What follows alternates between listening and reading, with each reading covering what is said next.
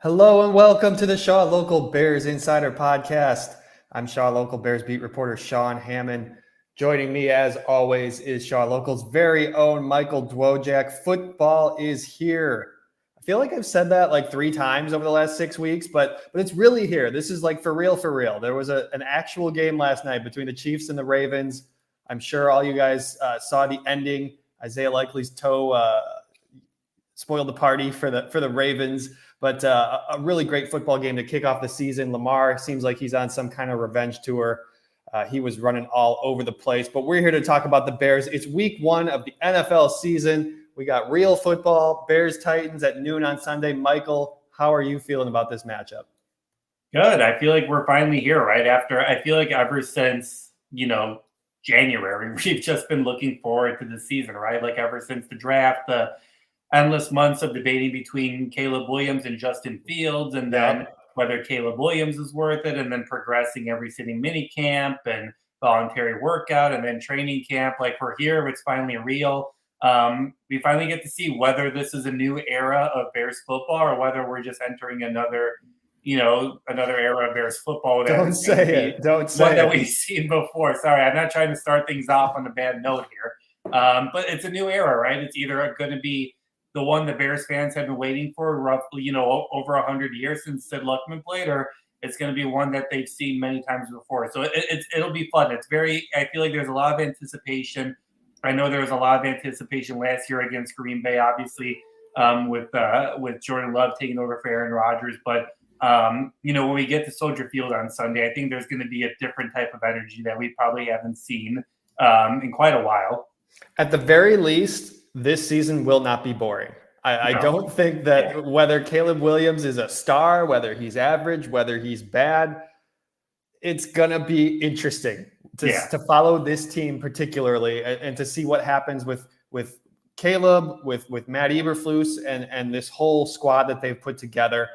I see all you guys in the chat. I see a bunch of our regulars. Thanks for joining us, Rick and Robert and CJ. We're going to get to your questions and comments shortly. If you're watching on YouTube, do us a favor, hit the thumbs up. That really helps the show. If you're listening later on Spotify or Apple, please follow, subscribe, give us a review. Those are all great ways to support the show. Head over to shawlocal.com for all of our Bears coverage. If you are listening later, you can always join us live on YouTube. You can join the conversation in the comments. You get to see our pretty faces on the camera, and you get to look at my posters in the background and all that fun stuff. So keep an eye on our Twitter pages. I'm at Sean_Hammond. He's at he's at MDwojak94. Come join us live. We're talking Bears. We're going to be doing this every Monday and Friday during the regular season. We're happy to have a regular schedule. I know training camp was a little all over the place. Let's talk Caleb Williams first, Michael. I know we talked a lot of big picture stuff last time we chatted, but where are you at heading into this NFL debut for the number 1 overall draft pick, Caleb Williams? What's your expectation going into this first game? Well, I feel like there's obviously a huge amount of expectation surrounding him, but especially for Bears fans who watched like the last episode of Hard Knocks, I thought the way that they ended it was perfect with him, just by being by himself, just like saying, let's go, getting ready. I saw a lot of Bears fans just getting hyped and running through brick walls around the city of Chicago just after that sequence. And, it's finally here. And I think we're finally excited to see what he's going to be able to do, whether that's, he's going to throw for 5 touchdowns and, break every single Bears record right from the start. Or if you want to look at things a little bit differently, he'll throw for, a couple 100 yards, maybe a couple touchdowns, an interception, and look like a rookie. But I think it's really interesting just to see how the Bears are going to use him and what Shane Waldron's plan is going to be for him in this first game, where you and I have talked all offseason about how these first few weeks, they're going to probably rely a lot on the run game. Obviously, they're not going to be afraid to pass it, but, they have a very talented running back room. Obviously, they brought in DeAndre Swift for a reason. They got Herbert. Roshan Johnson seems like he'll be ready to play. We'll still see on that part, but they've got a really talented running back room where, for Caleb Williams, if you see that he's maybe missing a pass here or two on the first couple series and the first couple drives, maybe you rely on that a little bit more against the Titans. So it'll be interesting to see just what Shane Waldron's plan is, what Matt Eberflus's plan is for him, because Obviously, I'm sure Bears fans won't overreact at all in week one, whether he throws for 5 touchdowns or whether he throws for more interceptions than touchdowns. I'm sure what happens at game one will define what he is for the rest of his career. Alan's got a comment here. Alan Dunlap says, if the Bears play conservative the first 4 weeks, run the ball, and minimize Caleb, Chicago will lose its mind. I feel you. I also wouldn't be surprised if that happens. I mean, at the end of the day, I know you got all these weapons in the passing attack, and you're excited about Caleb. This is still a Matt Eberflus team. They still want to lean on that defense. They still want to run the football. They paid DeAndre Swift for a reason. He's going to be that lead back. They are going to lean on him. That doesn't mean that Caleb's not going to make some incredible plays. I mean, I think you still have to be balanced in this league. Nobody can be one-dimensional and win football games. But I mean, look, there might not be the 400 passing yard games and stuff this first month. That's okay. You don't need that necessarily. Certainly not your first month as an NFL quarterback. You just want to see that. I mean, you just want to make sure that he's, competent quarterback, which I think the preseason pretty much showed us that. We know that. And then, he can make those special plays too. And so that's real exciting for the fans. That's you want to see him do that now. You want to see that translate into the regular season. And there's no reason to believe that it won't. I would expect, I like this matchup. I like Tennessee to, not that any opponent in the NFL is easy, but I'm glad that they're not starting off with the Packers in week one or the Lions or any one of those tougher opponents. I think this is a really good matchup for Caleb Williams to sort of get his feet wet in the NFL. And I think it'll be good. Obviously, you've got tape on NFL players. Obviously, no one's going to surprise you totally. But, in week one, you don't really know what a team is, especially the Titans who have obviously a brand new head coach. Their quarterback is just the starter now. Maybe they're still trying to work through that. Their defense, they brought in a couple. They kind of boosted their secondary there with a couple of good additions. But you don't know what the Titans are. And I think it'll be a really good test. Obviously for Caleb to kind of learn quickly in the NFL, right? You don't have these huge scouting reports yet. You don't have an identity for a team. So, I agree. It's good that they're not taking on a Packers. The Houston team, obviously, game would have been really fun in week one, but I think it's good that it's not happening in week one for Caleb's sake, just not having to go against an experienced team like Houston in week one. But it'll be really interesting just to see and watch him kind of grow. And that was something that Matt Eberflus talked about during training camp, is that's what he's kind of most excited to see. How does he take what he learned and, kind of gain from game one, and how does he apply it to next week for Houston? And I think that'll be a really big step and really big progression for him, just to see what is he seeing against the Titans in his first, drive? What is he seeing in the first half? What adjustments are they making in the second half?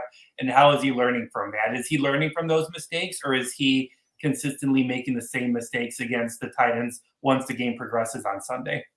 I just want to hit on injury stuff as we head into Friday. We're recording this live Friday morning, so we don't have the Friday injury report, but honestly, everybody's been practicing in some capacity. There's not really anybody I would be too worried about. Keenan Allen's been limited by a heel injury. Montez Sweat's been limited by a toe injury. Those are guys to keep an eye on, but I wouldn't, they haven't missed any, they haven't completely sat out of practice. And so unless you're a DNP, I don't think that I'd be too worried about that. DeMarcus Walker popped up on there with a groin injury on Thursday that he didn't have listed on Wednesday. I don't know what's going on there. But honestly, nothing too concerning. I wouldn't be surprised if they give Zach Pickens an extra week of rest here. He's been dealing also with a groin injury that dates back to training camp, and they brought in some depth on that defensive line, as we talked about, and that's partially the reason they brought a defensive tackle here was because of that Zach Pickens injury, and obviously He didn't go on IR, so that's good news. But I wouldn't be surprised if they give him a little extra rest. And yeah, you mentioned Roschon Johnson. He's been dealing with a toe injury too. I don't know, what his status is going to be. I still feel like, I kind of said it earlier, they're paying DeAndre Swift. I think he's going to be the lead back. I think he is well, I know he's going to be the lead back. I think he's going to see a lot of the work. I mean, I think we're going to see a lot more of DeAndre Swift than Khalil Herbert or Roschon Johnson. That's just me based on what I've seen in training camp and my feel for what this team wants to do. But yeah, no major injury concerns, which is a good thing heading into this first game. And it's very different compared to last season, right? Like last year, like wasn't it like 20 guys were like had something or like listed on the report, had a week heading into the Green Bay game. So, it's obviously good to have health. Obviously, it seems like they've kind of revamped their whole system. Whether that's, the way they train, whether that's the way they recover and that kind of stuff, it seems like they revamped it and it really works. So obviously that's not going to be the case all season. Guys are going to get injured throughout the year, but to start the year with, limited amount of injuries, that defensive line, we can talk a little bit later in this podcast, but yeah, I think they're in a really good spot right now. That's as good as a spot you can be in heading into the season. Let's touch on that right now because I see some guys commenting on that. Let's see. Oops, sorry, that's not the one I wanted. Alan said, "Do you think the recent additions are enough to improve the D line?" And then Rick also followed up here, talking injuries. Who's going to start if DeMarcus Walker can't go, Taylor or Booker? I would think it's going to be Darrell Taylor. That would be my assumption, just because he's the veteran guy. He's been around. Obviously, that's going to lead to more opportunities for everybody if DeMarcus Walker can't go. I don't think that. We'll have to see on the Friday injury report for DeMarcus Walker, but I would be a little surprised if he's not going. But that's going to lead to more opportunities for everybody if that's the case, and that's going to be more opportunities for Dom Rob. That's going to be more opportunities for Austin Booker, and yeah, I would expect Taylor to be the guy in the starting lineup. Back to Alan's original question, though, Michael, have they done enough? I think that's really the big question, particularly at that other defensive end spot across from Montez Sweat. Have they done enough to improve this D line? I guess we're about to find out, right? I mean, they've been really into their own guys like that. They tried to get Judon. It didn't work out, obviously, as we saw in Hard Knocks. But other than that, I mean, obviously we don't know how many other guys they've tried to get, but Ryan Poles seems pretty invested in the guys that they brought in, whether that's Booker, whether that's, DeMarcus Walker coming back after having a relatively, good second half to the season last year after he recovered from his injury the first half of the year. Robinson's impressed as well. So, we're going to find out now because that's going to be huge to this defense taking that step to be a 5-10, top 5 defense because, for all the interceptions you can get, if you can't, rush the quarterback, you're not a good defense, right? And the Bears were like one of the worst teams at rushing the quarterback last year. So, we'll see. We'll see. I think they're really obviously big on Booker. Marcus Walker, creates a lot of threat. And I think that's going to be a rolling basis. I think you're going to see guys, maybe you'll see Walker start or maybe Taylor does start if Walker can't play. But that doesn't mean the Walker is going to be consistently opposite of Montez Sweat throughout the entire game. I think they're going to bring in a lot of guys. Obviously, they do that normally. But I don't think that if you have a starter opposite of Montez Sweat, that's the guy that's primarily going to be there. I think that they're going to watch what they're seeing and they're going to see how they're playing against the Titans offensive line. And if they see Taylor playing better, if they see Booker playing better, if they see even Robinson playing better, I think that, Eberflus and Washington, their defensive coordinator won't be too afraid to, stick them in there and just kind of have them take most of the reps. I think I love what you're saying about the defensive ends. I think Gervon Dexter at defensive tackle might be the key to this whole thing. I mean, if he's as good as the Bears think he is and hope he can be in the regular season, that's gonna change the whole dynamic for this defensive line. If you have a guy in there who's 6'6" or whatever he is, he's quick, he's fast, he's big, and he can penetrate from the middle.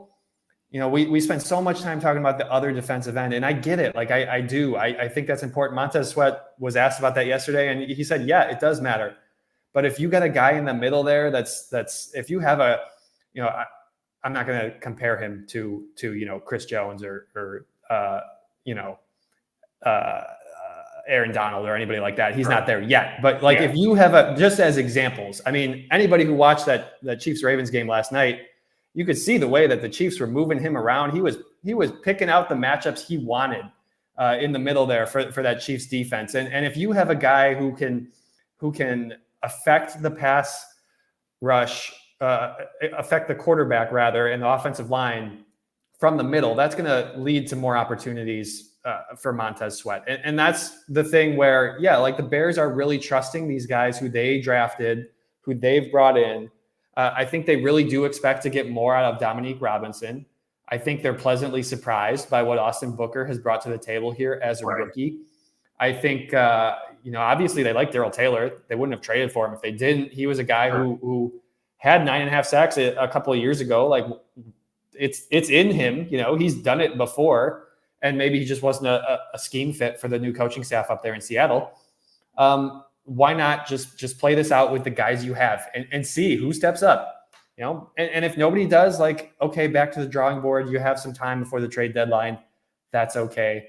I do think that Javon's going to be the key to all this.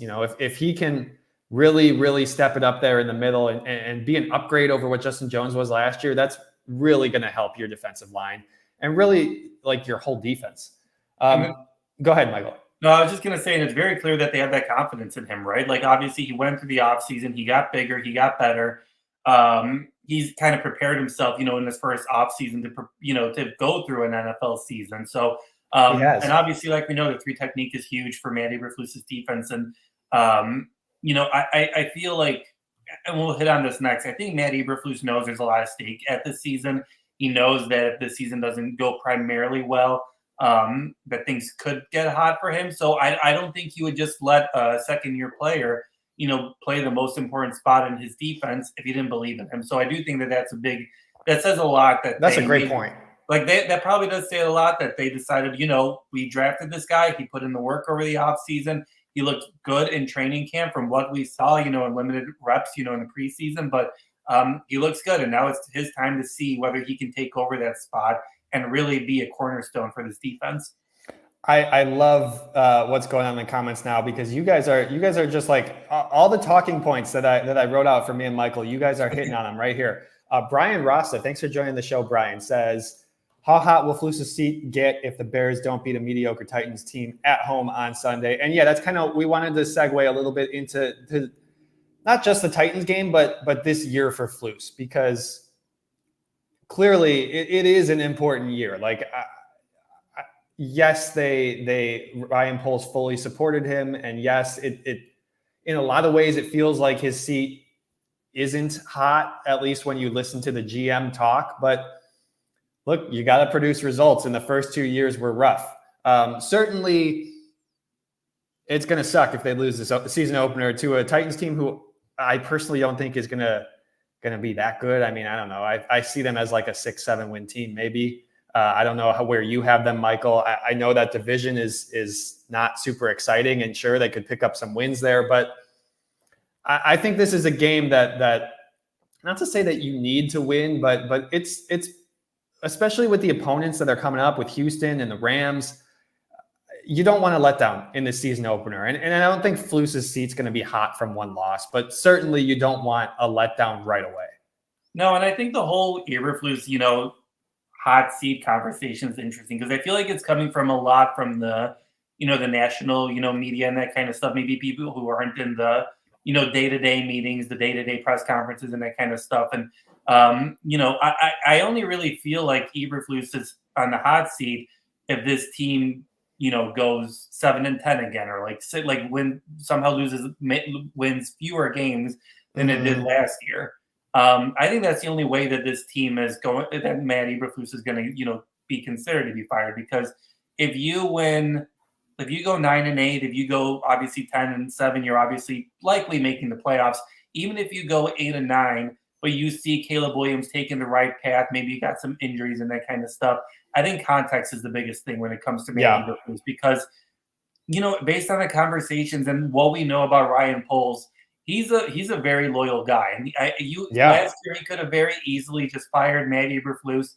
Things were terrible. The vibes were terrible. They fired a couple coaches for unknown reasons. Like, you could have easily fired him, but I think Ryan Poles was really impressed by how, the players and all the coaches kind of banded together behind Eberflus during tough times. So I think that those two guys are together. I think Poles and Eberflus are really close. And you know how much Poles loves his guy, obviously keeping Bayless Jones, and we saw all that. But yeah, I think unless this team somehow like gets worse or wins fewer games, I don't think Matt Eberflus is on the hot seat at all. I don't really either. Like, I believe what Ryan Poles said last January when he said that he didn't call around, wasn't interested in calling Jim Harbaugh or any other coach because he was focused on his coach. He was focused on Matt Eberflus, and to what you're saying, like, just look at the Adrian Colbert thing from Hard Knocks, and not to say that he's clearly able to like separate personal from business because he cut the guy, but it's hard. Like, you work with these people. It's hard to say goodbye to a guy who did everything, at least in Adrian Colbert's case, did everything he was supposed to do. It was just, too crowded at the position. Yeah. Obviously that's totally different from a head coach. Like, that's a different conversation, but just as sort of an example, like, it's Ryan Poles is very invested in Matt Eberflus. And here's what can't happen. Matt Eberflus's defense cannot fall apart. Like, that's the one thing that I think cannot happen. If this team goes 8-9, but the defense is really, really good, I think the whole staff is probably coming back. Like, that's just me personally. If Caleb shows some promise, but maybe it's not all clicking yet, but the defense is really good and keeps them in games, that's going to be enough to give you some optimism heading into next season. Right. And I also don't know, how much, I don't know how much this would play a factor if things are going poorly. You got to make the right decision. And this is kind of maybe a reason why people wanted Eberflus to be fired over the offseason to kind of prepare him with the new head coach. But you can't have Caleb Williams have a second-year system in a second year right away. Like, you can't. You're just doing exactly what you did with Justin Fields. You're doing what you did with Mitch Trubisky, with Jay Cutler, with all the other quarterbacks. You can't set up Williams for failure by having him have a second coaching staff and learn a new offense in the second year. Like, that's not going to be, that's not going to lead to success for him or the organization. So, I agree. I think, unless things go terribly wrong, unless there's more weird firings or resignations that we don't know of, or he loses the locker room or stuff like that, I don't think that Eberflus really has much to worry about or really is on any, hypothetical hot seat. Robert says, and this is a great point, Shane Waldron might be the most important bear of the entire season. And that's true. That's a fact. Like, you can put all these weapons together. You can build, what on paper is a great offense. But if it doesn't gel, if it doesn't work, if you're not putting the players in the right position, that's going to fall on the guy who's designing the offense. And Shane Waldron, this is a big year. Like, he is probably the most important guy in all of this because this offense is his. Like, I know Matt Eberflus sits in on those meetings and he's involved with the quarterbacks and he's involved with everything. But at the end of the day, like, if this offense isn't gelling, it's going to fall on the offensive coordinator. And I don't think there's any, I don't want to sound like too pessimistic going into week one. Like, there's no reason to think that this can't gel, and sure, maybe it's a little slow week 1, week 2. I mean, the offenses take a little time in the NFL. With the way that these teams play in the preseason or don't play, I should say, is a big reason why these you don't really see the offenses start to gel till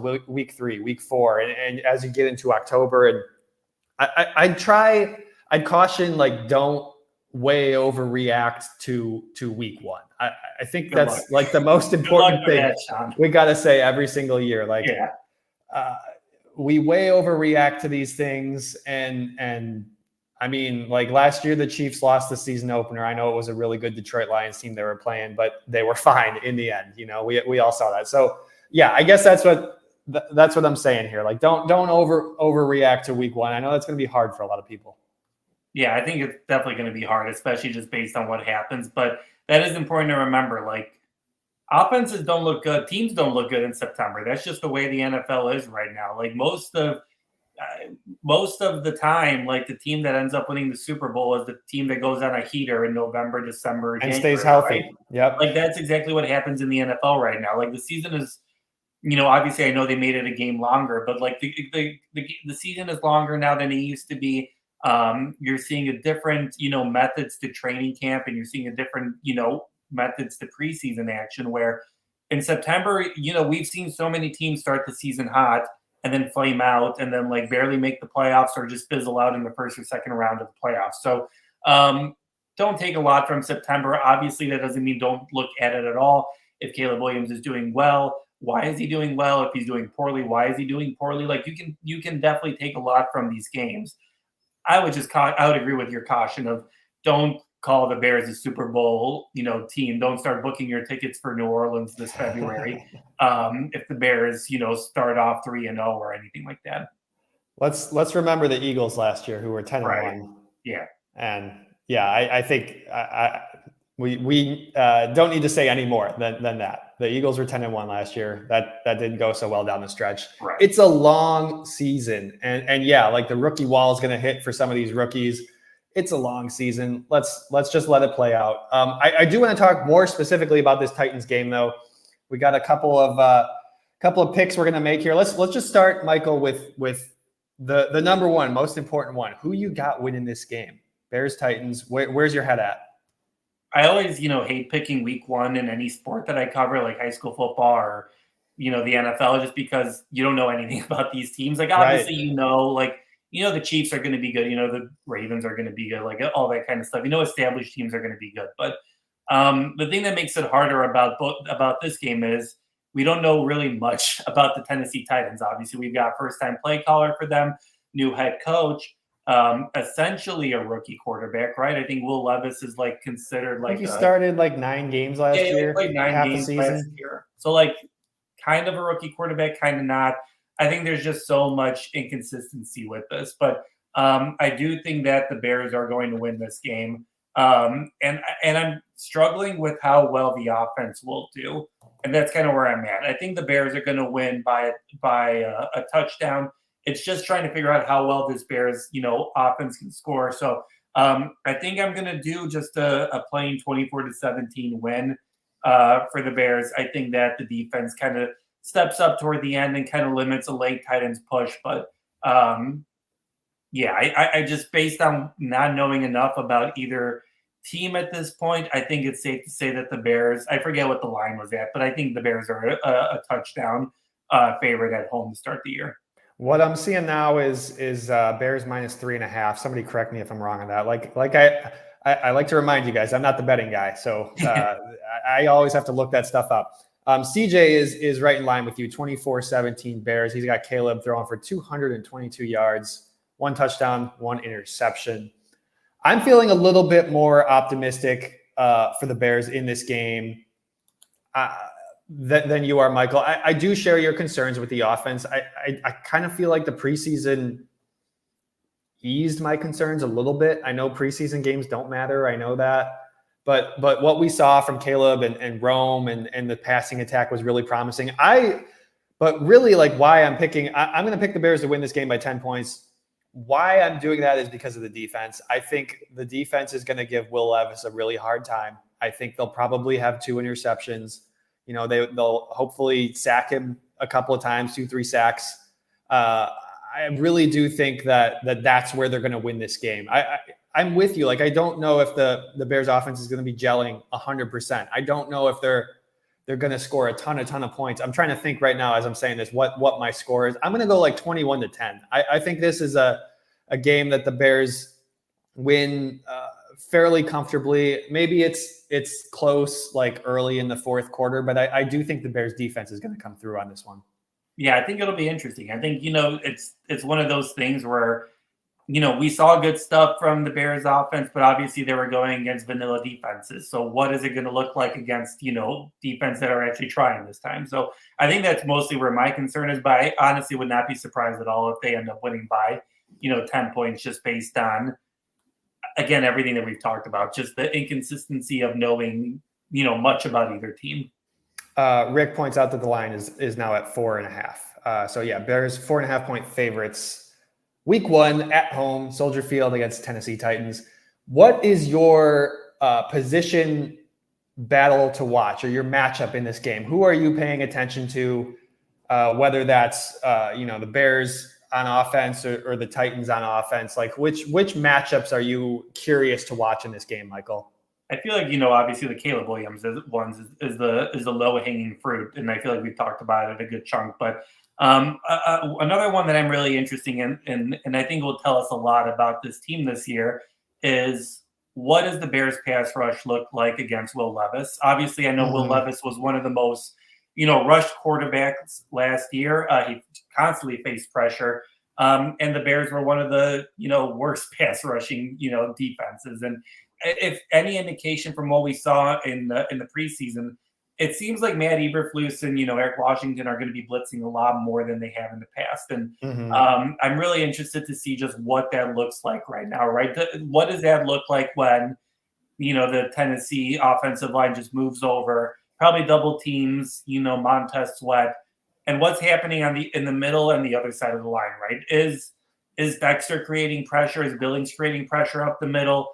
Is Booker, is Walker, is the other side kind of coming together to create pressure for against Will Levis? Because I think the Titans have a good wide receiving core. It's not maybe to the level of the Bears wide receiving core, but DeAndre Hopkins is still there, Ridley's still there.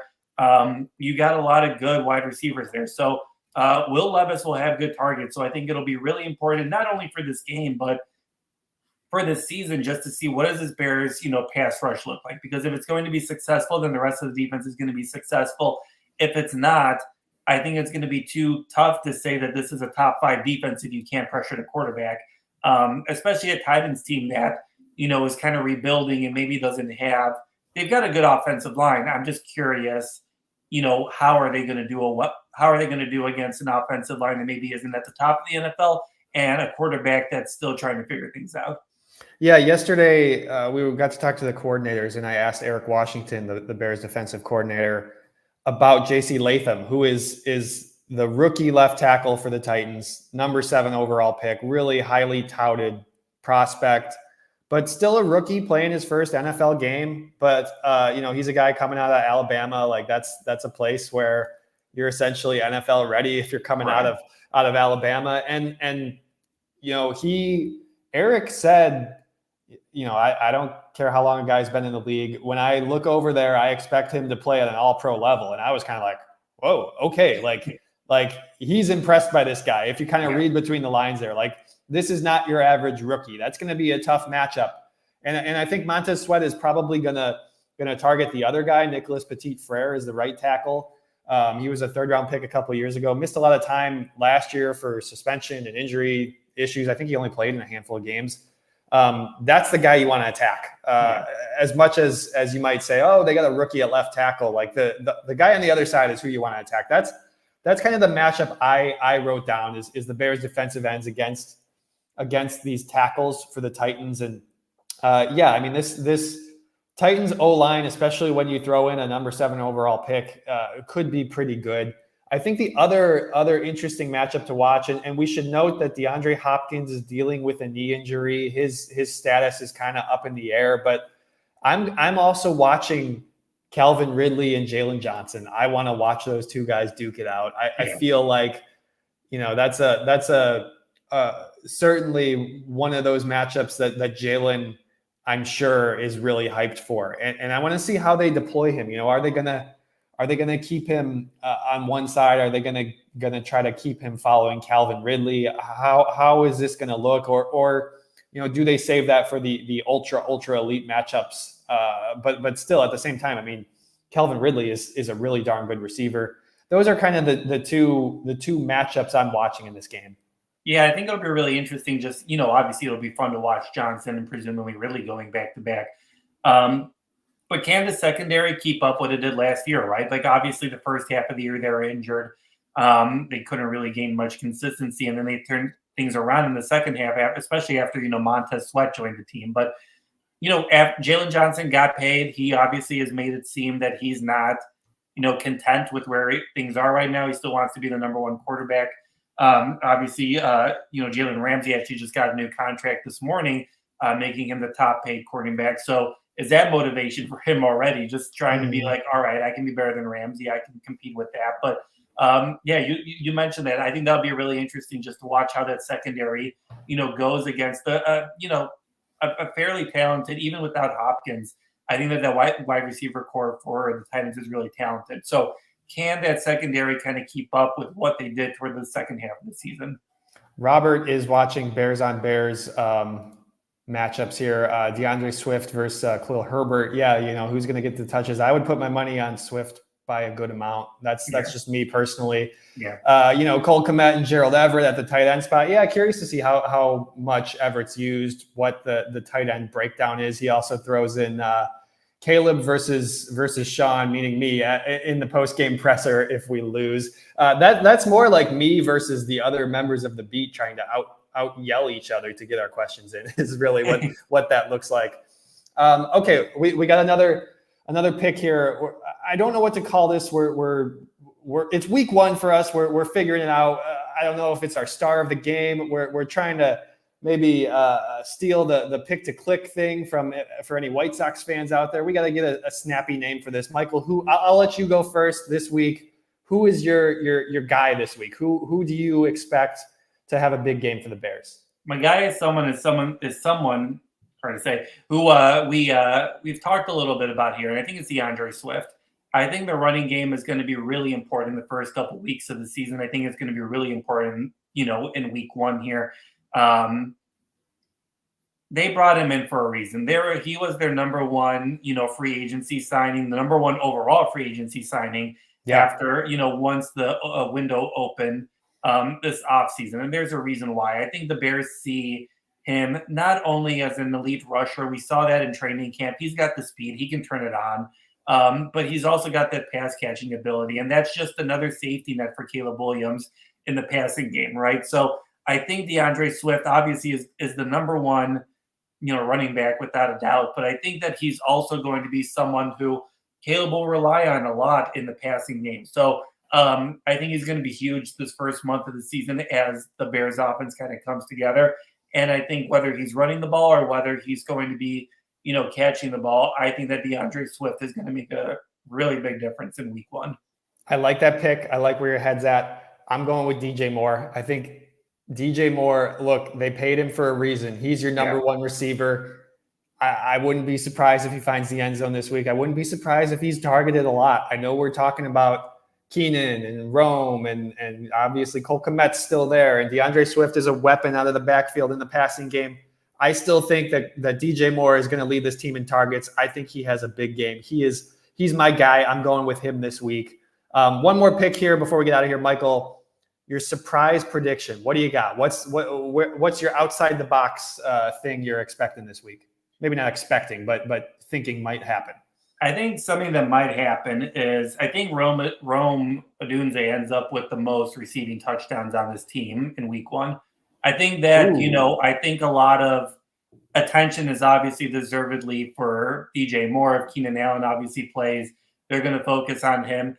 I think that's going to open a lot of opportunities for Rome Odunze. And I think that Caleb has already shown that he likes, connecting with this fellow top, 10 first round pick from this past draft. They have a good connection. And I think that's going to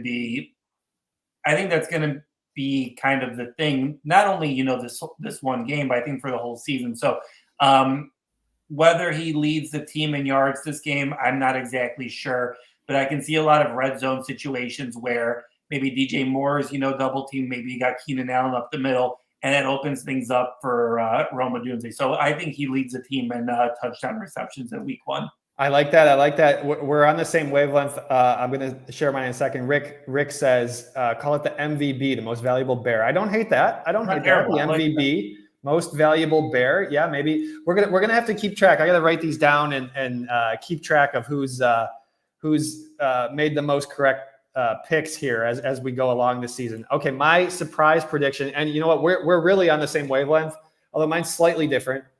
I have Rome Odunze outgaining Keenan Allen in this first game. I think that obviously you saw what he can do, stretching the field, meaning Rome Odunze in the preseason. You saw what he was able to do with that really nice catch when Caleb escaped the pocket. I think that they're going to target him for a deep ball. Like they absolutely are. That's why he's here. You know, that's his thing. That's what he did at Washington. I think they're going to give him 1 or 2 shots, and I'm really excited to see what that looks like on Sunday. You know, he might not pull both of them down, but maybe he'll pull one down and rack up a bunch of yards. Not to say that Keenan Allen isn't going to be a really important piece of this offense, but I got Rome having a big day. You know, I got DJ having a big day. You know, he's my pick for the game, but I think Rome will outgain Keenan Allen, and people are going to be really excited about this 1-2 punch with these rookies, with Caleb Williams and Rome Odunze. When do you think the last time was that, you know, Bears fans, or even, you know, just analyzing the game, that, you know, you would have all these wide receivers be like your play of the game, or like your, you know, your surprise prediction or whatever? Like, this this goes back to what we were talking about earlier, where this is just a new era of Bears football, where you feel like you have a new offense, you feel like you have a quarterback, you feel like you have like one of the most talented receiving corps in the NFL. It definitely will look different. And I think that's kind of exciting for a lot of Bears fans for Sunday. This segment would not have been as fun in 2022 when we're deciding between like Darnell Mooney and Dante Pettis. Right. You know, no offense to those guys, but this is as Robert says in the comments, geez, we got some good players. Yeah. You know, it's an exciting time to be a Bears fan. It's an exciting time to get to watch this team, to get to watch Rome and Caleb make their debuts on Sunday. Of course, we will both be there. Be sure to check out shawlocal.com for all of our coverage. We've got to get going. Thank you to everyone who joined us live. We're going to try to do this at 10 a.m. Mondays and Fridays. If you want to join us live, that's the plan. You know, it might be a little different if they play on a Monday night or a Thursday or whatever, but as long as they're playing on Sunday, we're going to be here every Monday and Friday with you, previewing the game, catching up on Monday morning.